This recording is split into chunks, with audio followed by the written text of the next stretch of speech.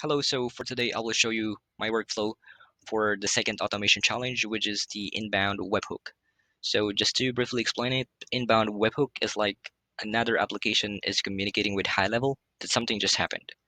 So in order to demonstrate that, as you can see here, I used to trigger inbound webhook, and we're going to be needing this URL later on. So the third party software that we're going to be needing is also Zapier, another automation tool. And another platform would be the Apollo as our data source. So what's going to happen is Zapier is going to be the bridge between these two applications, Apollo and HighLevel. So Zapier is going to fetch the data, communicate the data to HighLevel, and HighLevel will create the contact. So that's how it's going to work. Now, in order to successfully do this, assuming you have the Apollo or you have created your Apollo, in my case, this is a free trial account. Let's just go to admin settings and look for integrations. Once you're there, you'll see a lot of applications to connect, but we're going to look for API. Now click on connect. Once you're there, in this part, this is where you're going to create a new key. So just simply create a new key, put whatever names you prefer here. In this challenge, we're going to be using Zapier to GHL. And in this drop down, this is where you're going to choose what's going to be the purpose of your API key. So you can either uh, click create or update. But in this case, we're going to set it as a master key in order for us to have a full functionality. So I have now the API key, and we're going to be needing this in order for us to connect Apollo to Zapier. Now going back, let's go to Apollo, Zapier. Now from here, you can set the automation and choose the application, which is Apollo, and the trigger event should be new contact. And from here, this is where you're going to connect the API key.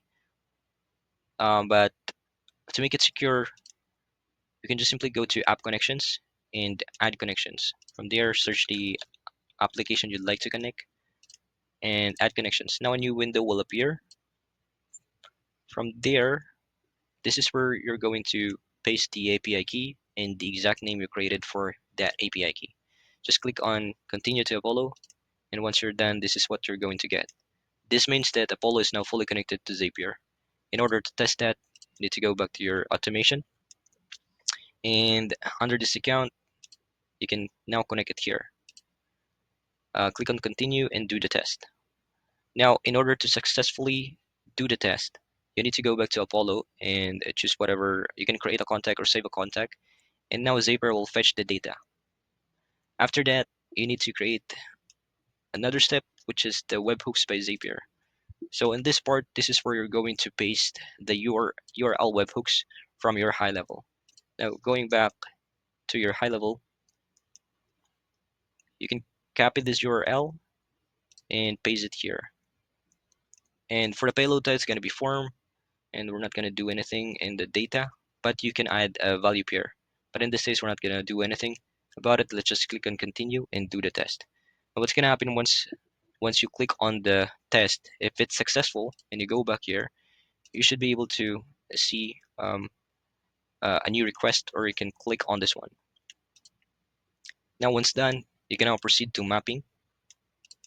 So from here, you create a contact because that's what we're going to do. You can now map it here, create a field. In this case, it's going to be full name, email, and phone.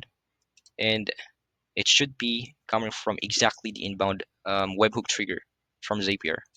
So there, this is where you're going to um, click on full name, email, phone number, or if you have a value pair that you've created, this is where you're going to find it. Once done, you can also add tag, which is Apollo, to make it easier for you to know where the leads came from.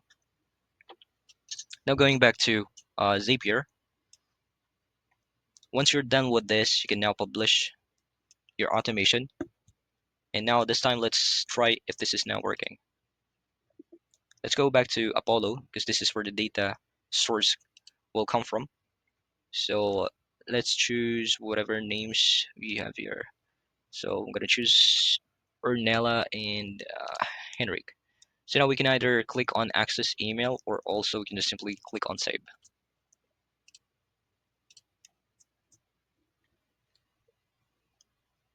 And once done, it usually appears in after 1 to 2 minutes. But there we have it. So now we should be able to see it under the enrollment history. All right, so there you go. Ornella and Henrik. We can now check the contact. There it is. So Ornella, and also the tags have been triggered as well. It's there, follow lead.